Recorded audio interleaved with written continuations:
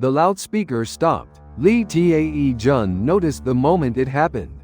He was sitting on a bench on the train platform, the voice reading something through. The loudspeaker cut off in the middle of a sentence. Winter evening. Few people on the platform. Wind coming in from the direction of the tracks. The loudspeaker did not come back on. In that silence he heard a sound. It was small, something like crying. He listened carefully. The sound was coming from under the bench. He leaned forward and looked. A child was there, around 5 years old. A boy, wearing an old padded jacket, hugging his knees, crouched beneath the bench.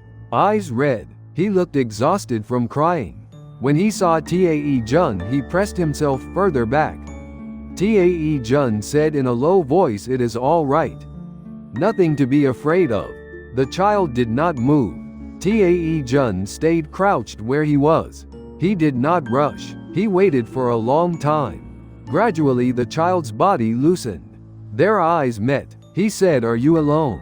The child was quiet, then gave a small nod. He said, "Where did you come from?" The child did not answer.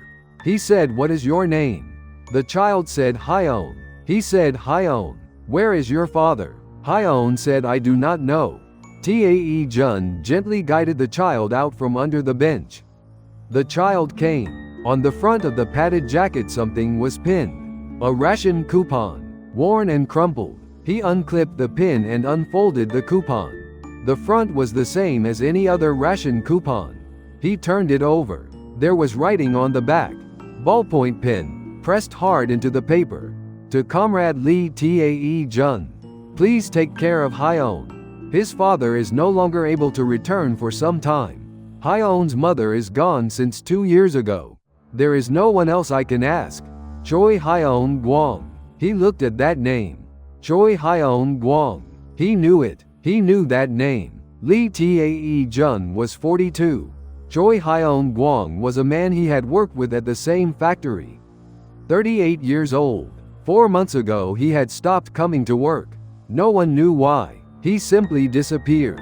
No one at the factory asked. That was not something you asked about. Hyeon Gwang had been a quiet man.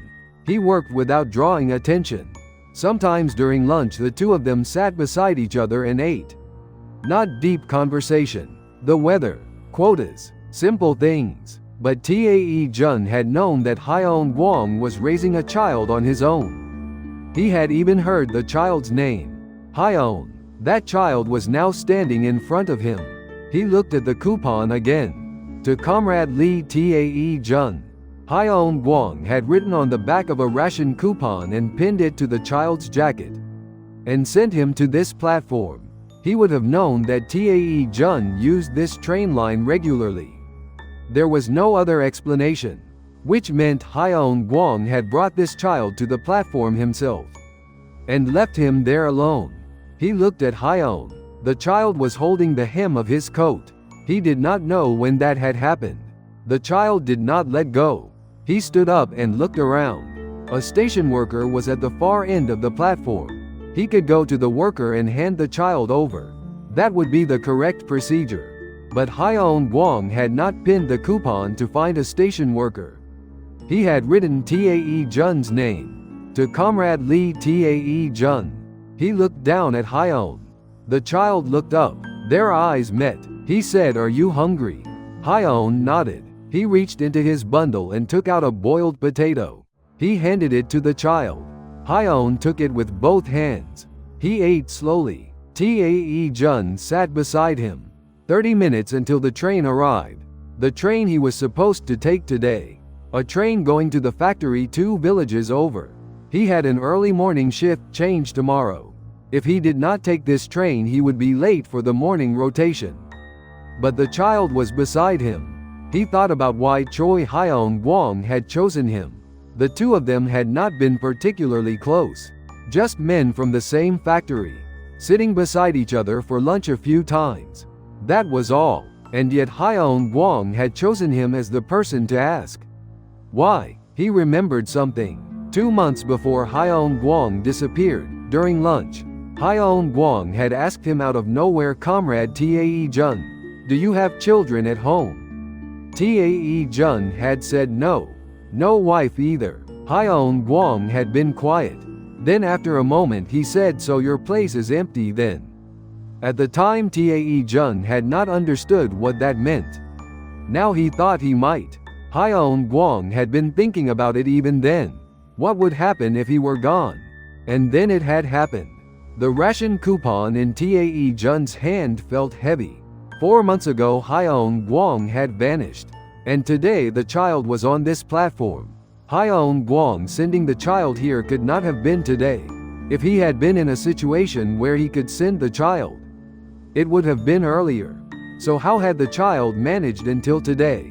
He asked Hyeon, "Where did you sleep last night?" Hyeon said, "At the auntie's house." He said, "Which auntie?" Hyeon said, "I do not know. Just an auntie. She brought me here this morning." He had no way of knowing who that woman was. Someone connected to Hyeon Gwang, a person without a name, had taken the child in and then brought him to this platform. To Comrade Lee Tae-jun. Those words came back to him again. 20 minutes until the train. He stood. He took Hyeon's hand. The child stood up alongside him. Would you have taken that child home with you? Or handed him over to the station worker? He walked toward the platform exit, not toward the train. Hyeon walked beside him, small feet moving a little faster than their natural pace to keep up with his. They came out into the open. Cold March evening. The loudspeaker had come back on. Something was being read again. He did not listen. He turned into the alley. 30 minutes on foot to his house. His house was small. 1 room, 1 kitchen. There was space for 1 child. He thought as he walked. What to do about the shift change tomorrow? He could not leave the child alone. He would have to ask a neighbor. He would have to explain to someone he did not know well. And he would have to find out what had happened to Choi Hyeon Gwang.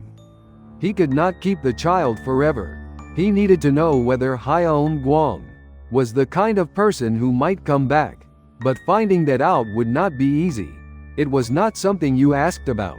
That kind of thing. Hyeon said while walking, "Is it far, mister?" He said, "Just a little further." Hyeon said, "When is my father coming?" He did not answer. He had no answer to give. After a while he said, "I do not know. But let us wait and see." Hyeon said nothing. He just kept walking. The two of them moved through the alley. Tae-jun's large steps and Hyeon's small ones beside them. Street lamps appeared every so often. 2 shadows. A single ration coupon sat folded inside his pocket. In the distance came the sound of a train. The train he was supposed to be on today. It was leaving the station now. He heard it. He did not slow his steps. Some requests arrive before any words do. 1 name pressed in ballpoint on the back of a ration coupon. That was all there was. And it was enough. If this story stayed with you, the next one begins here too.